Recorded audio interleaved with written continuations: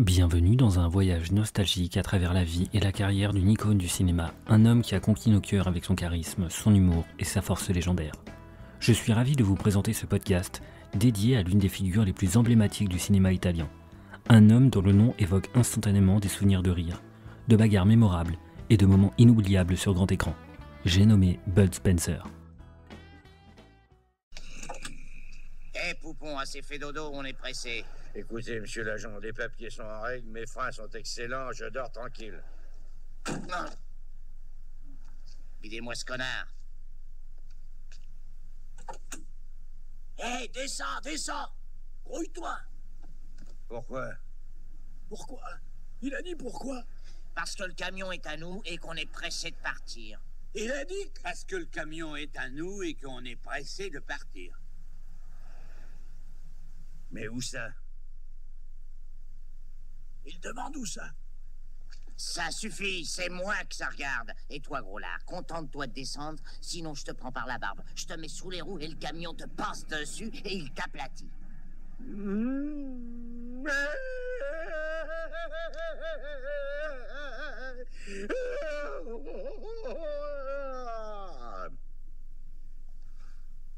Primo, c'est bête quand je roupille, si on me réveille trop brusquement, ben je pleure. Ce qui est triste, c'est que ça s'enchaîne. Quand je pleure, je suis furax. Alors, il n'y a pas. Je me lève. Je sors. Et je deviens intraitable. Le mieux serait d'éviter de pleurer. Cogne dessus!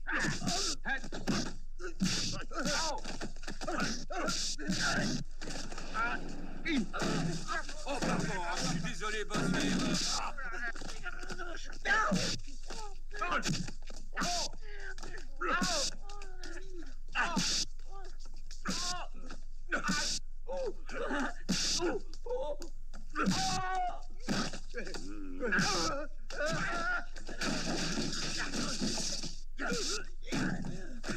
Carlo Pedersoli est né à Naples le 31 octobre 1929 au sein d'une famille aisée de Rosa Facchetti et d'Alessandro Pedersoli.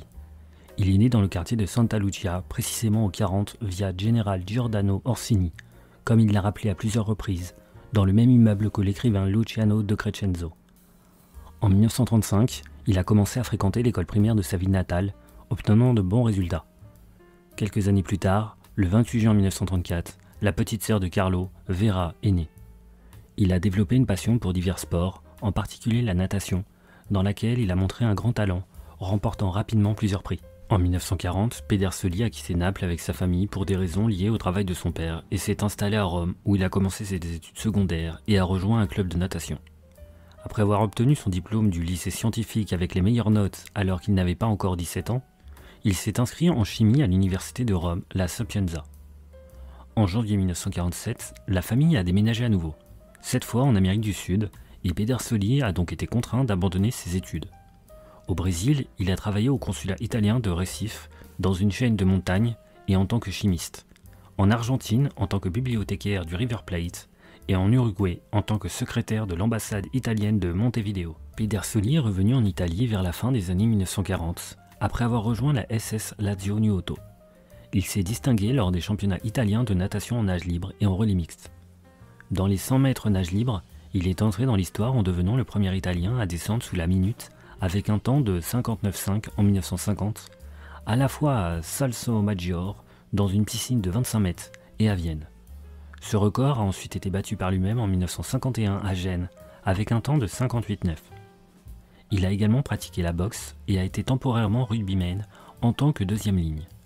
Les archives de l'époque rapportent que le jeune Pedersoli, à l'âge de 16 ans, a été aligné le 8 décembre 1945 lors d'un match amical contre l'Amatori Lazio au sein de l'équipe du collège San Gabriel, au Parioli.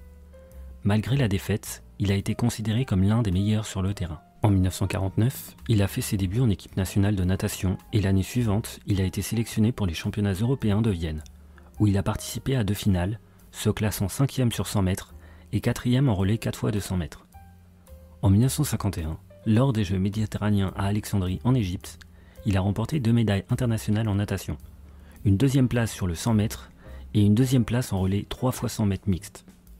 Pendant ce temps, Pedersoli a repris ses études et s'est réinscrit à l'université de Rome, cette fois à la faculté de droit, bien qu'il n'ait pas obtenu son diplôme. Après avoir dépassé l'âge de 60 ans, il a également passé quelques examens à la faculté de sociologie, même s'il n'a pas terminé ce programme d'études. Son physique massif et imposant a néanmoins été remarqué par l'industrie cinématographique. Ses débuts ont lieu en 1950, dans un film où il jouait le rôle d'un nageur engagé dans le sauvetage d'une baigneuse dans une piscine. Ensuite, dans la grande production hollywoodienne Quo Vadis, en 1951, un péplum dans lequel il incarnait un garde de l'Empire romain. Par la suite, il a continué à jouer occasionnellement dans des petits rôles, le plus célèbre étant celui du film de Mario Moncelli, Un héros de notre temps, où il s'était opposé à Alberto Sordi dans le rôle de Fernando, le petit ami grossier et musclé de la jeune Marcella, interprété par Giovanna Ralli. En 1954, il a également figuré aux côtés de Ralph Vallone parmi les acteurs de Siluri Humani. Parallèlement, il a concouru pour l'équipe italienne aux Jeux à Helsinki en 1952, participant à l'épreuve des 100 mètres nage libre et en se classant 9e. En 1955, il a été sélectionné pour le Jeu méditerranéen de Barcelone en tant que joueur de water-polo, remportant la médaille d'or avec l'équipe nationale à cette occasion. La même année, il a remporté le championnat national en salle avec la Lazio. L'année suivante, il a participé aux Jeux à Melbourne, atteignant les demi-finales dans l'épreuve de 100 mètres nage libre. Après les Jeux Olympiques, aux côtés d'autres athlètes prometteurs, il a été invité à l'université de Yale, où il a passé quelques mois aux États-Unis, établissant son record personnel dans les 100 mètres nage libre. Après les Jeux Olympiques de Melbourne, Pedersoli décida de donner un nouveau tournant à sa vie et retourna en Amérique du Sud, un endroit qui lui était resté cher. Pendant 9 mois, il travailla pour le compte d'une entreprise américaine impliquée dans la construction de la route reliant Panama à Buenos Aires, la célèbre Panaméricaine, dans la section entre le Venezuela et la Colombie. Il dira plus tard que cette vie très difficile lui a permis de se retrouver dans ses limites et ses potentialités.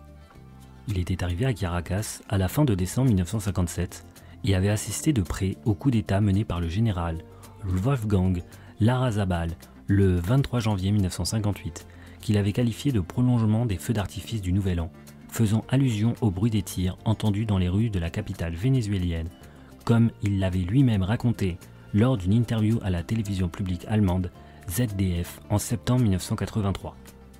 Après cette expérience, il rejoint Alfa Romeo à Caracas, où il travailla jusqu'en 1960 en tant que pilote, participant à la course Caracas-Maracaibo.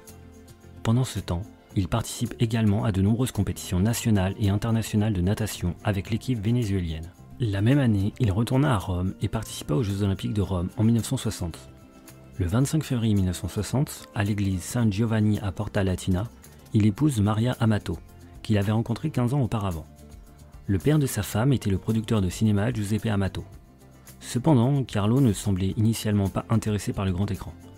Malgré cela, il signe un contrat avec le label musical RCA, écrivant des paroles pour des chanteurs italiens renommés tels qu'Ornella Vanoni et Nico Fidanco, ainsi que quelques bandes sonores. L'année suivante, en 1961, naît Giuseppe, leur premier enfant, suivi en 1962 par Cristina. En 1964, son contrat avec la RCA prend fin et son beau-père décéda. Cette situation poussa Pedersoli à changer de domaine d'activité, devenant producteur de documentaires pour la RAI. En juin 1967, Giuseppe Colizzi, un ami de son beau-père, s'adressa à la femme de Pedersoli pour savoir si la carrure de son mari était restée la même qu'il y a quelques années et lui proposa un rôle dans un film qu'il accepta après quelques hésitations. Pedersoli racontera en effet qu'il était d'abord indécis. Sa femme le persuada et qu'il avait initialement refusé le rôle en raison de la faible rémunération proposée. Même l'entretien avec le réalisateur ne se déroula pas particulièrement bien. Il ne portait pas encore de barbe et ne savait pas monter à cheval. Malgré cela, le réalisateur ne parvient pas à trouver quelqu'un avec sa constitution physique. Par conséquent, après un certain temps, il le rappela et lui proposa le rôle aux conditions que Pedersoli avait demandées. Sur le plateau, il rencontrera son collègue de travail, un autre jeune acteur ayant déjà plusieurs films à son actif, mais dans des rôles secondaires et inconnus du grand public, Mario Girotti, le futur compagnon inséparable, mieux connu sous le nom de Terence Hill. Le film « Dieu pardonne, moi pas » fut le premier film de ce duo, devenu avec le temps incontournable pour ce genre de production. La rencontre avec Girotti fut un pur hasard. Comme l'ont raconté les deux acteurs à l'origine, le coprotagoniste du film aurait dû être Peter Martel. La veille du départ pour Almeria en Espagne, où le film était tourné dans le désert, Martel, lors d'une dispute avec sa petite amie, lui donna un coup de pied, qui, esquivé par la femme, provoqua une fracture du pied droit de l'acteur. Le réalisateur dut rapidement retourner à Rome pour sélectionner le remplaçant de Martel, et le choix se porta sur Girotti, qui venait de terminer le tournage d'un western avec Rita Pavone, sur les conseils du réalisateur de ce film, Fernandino Baldi. Dès le premier film, les deux acteurs semblaient être parfaitement complémentaires pour le réalisateur, au point qu'il les a engagés pour les deux films suivants, les 4 de l'Ave Maria en 1968 et la Collina degli Stivali en 1969. Il a été conseillé aux deux acteurs de changer leur nom pour les affiches, car leur nom était jugé trop italien pour un film western et afin d'avoir un impact international. De plus, cette astuce rendrait les œuvres et les personnages interprétés plus attrayants. Carlo Pedersoli a donc créé son pseudonyme Bud Spencer en hommage à l'acteur Spencer Tracy et en jouant ironiquement sur le nom de la bière Budweiser, commercialisée en Italie sous le nom de Bud. Dans une interview diffusée sur Rai 1, le 18 juillet 2020, la fille de Bud Spencer, Christina, a dévoilé que le nom Bud, signifiant en anglais bourgeon ou germe, avait été choisi en contraste avec sa grande stature physique. D'autre part, Mario Girotti a opté pour son nom parmi une liste de 20 noms inventés. Bud et Terence ont collaboré sur un total de 18 films, dont 16 en tant que duo principal.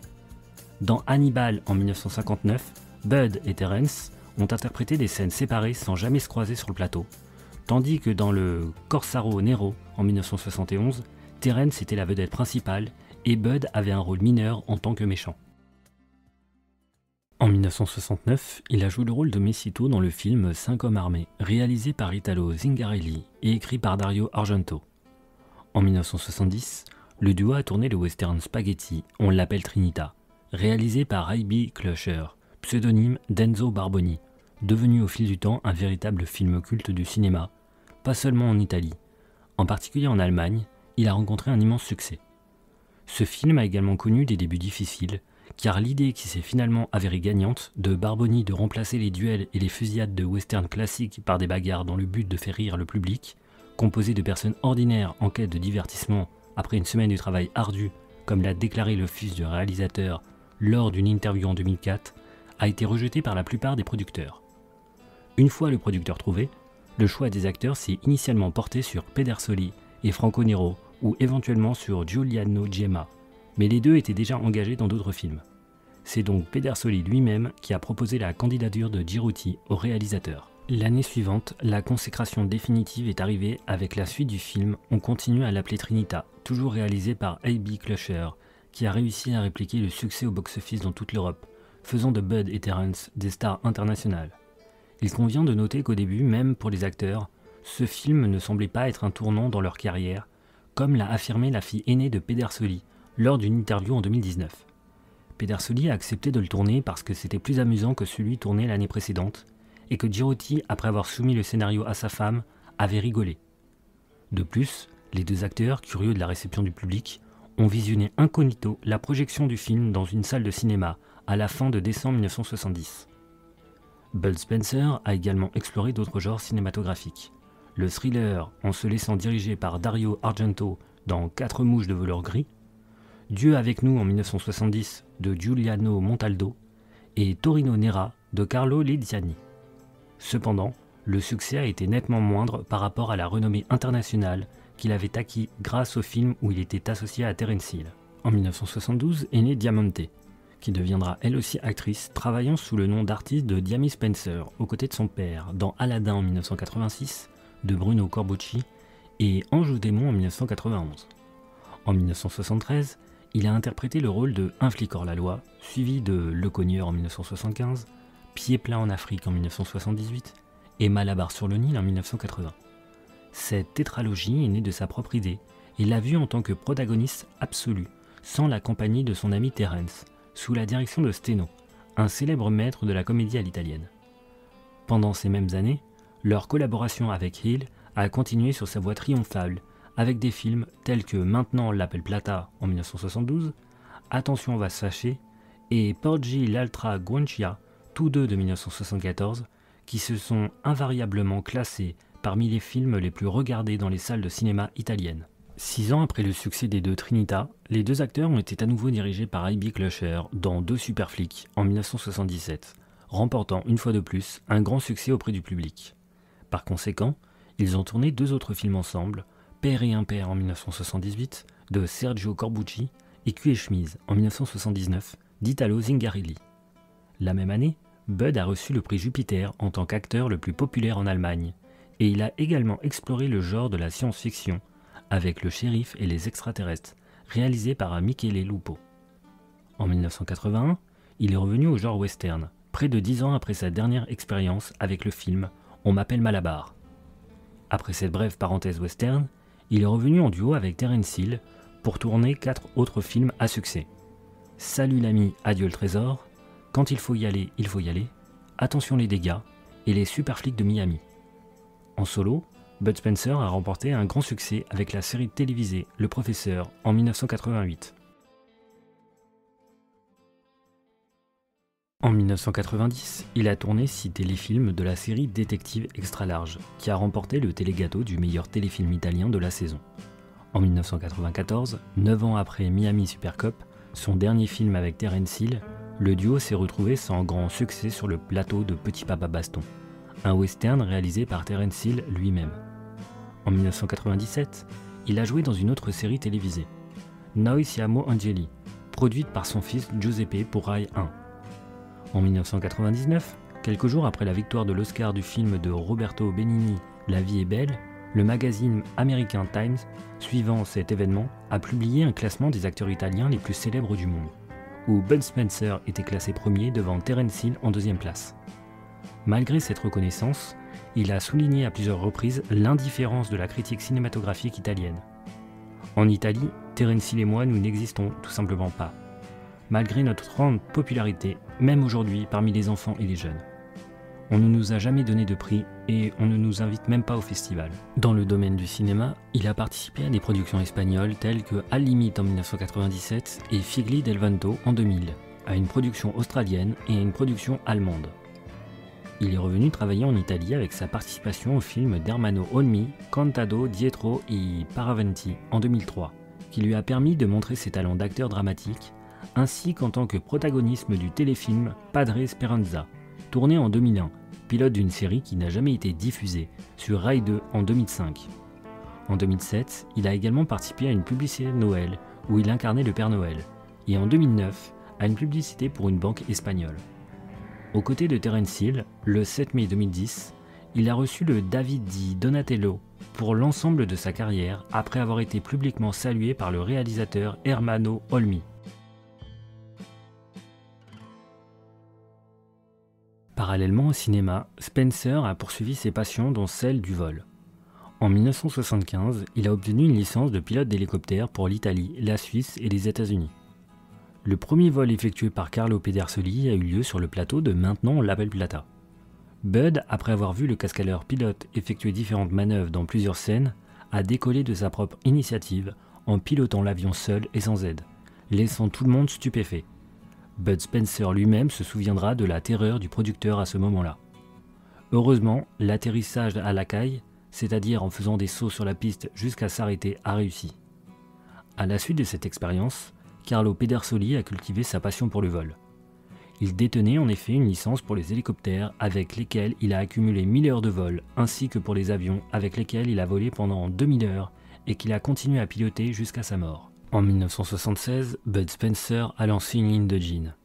En 1980, il était l'un des fondateurs de la compagnie aérienne Mistral Air, qui est ensuite devenue la propriété de Poste Italiane. À ce sujet, il a déclaré « C'était une compagnie très petite, avec seulement 3 avions. En réalité, l'aventure a été de courte durée car je ne pouvais pas la soutenir. » Il ne faut pas non plus oublier son amour pour la musique.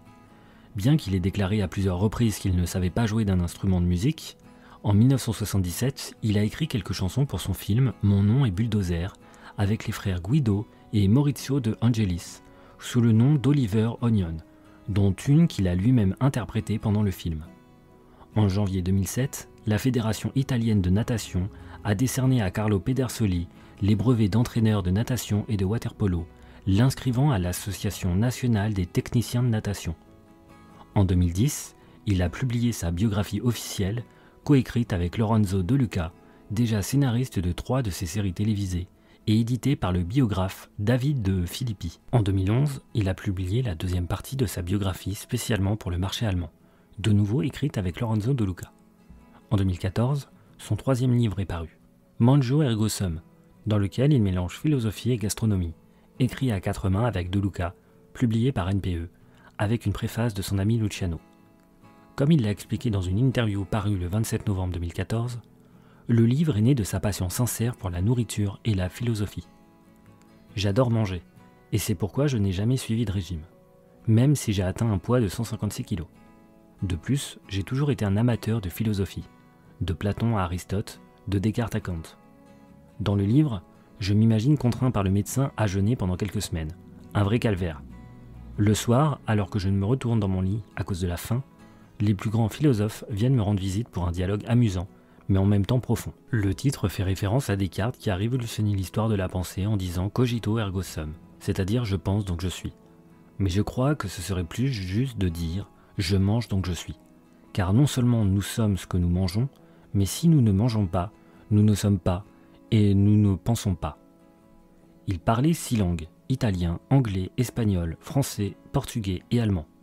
Cependant, dans les films, il était presque toujours doublé, sauf de rares exceptions. Carlo Pedersoli, pendant sa jeunesse dans le monde de la natation, avait également pratiqué la lutte gréco-romaine et la boxe. Il était également un grand passionné de football, supporter de Naples et sympathisant de la Lazio. Je ne crains pas la mort. Comme quelqu'un l'a dit, on ne sort pas vivant de la vie. Nous sommes tous destinés à mourir. En tant que catholique, je ressens plutôt de la curiosité. La curiosité de jeter un coup d'œil au-delà comme un petit garçon qui démonte un jouet pour voir comment il fonctionne. Bien sûr que c'est une curiosité que je n'ai aucune hâte de satisfaire, mais je ne vis pas dans l'attente et la peur. Il y a une chanson qui résume bien ma philosophie, Futente. Autrement dit, ne t'en soucie pas et ris. Extrait d'une interview de Bud Spencer en 2014. Bud Spencer est décédé le 27 juin 2016 à l'âge de 86 ans dans sa résidence romaine des suites de complications graves résultant d'une chute à domicile. Sa mort a été annoncée par son fils Giuseppe.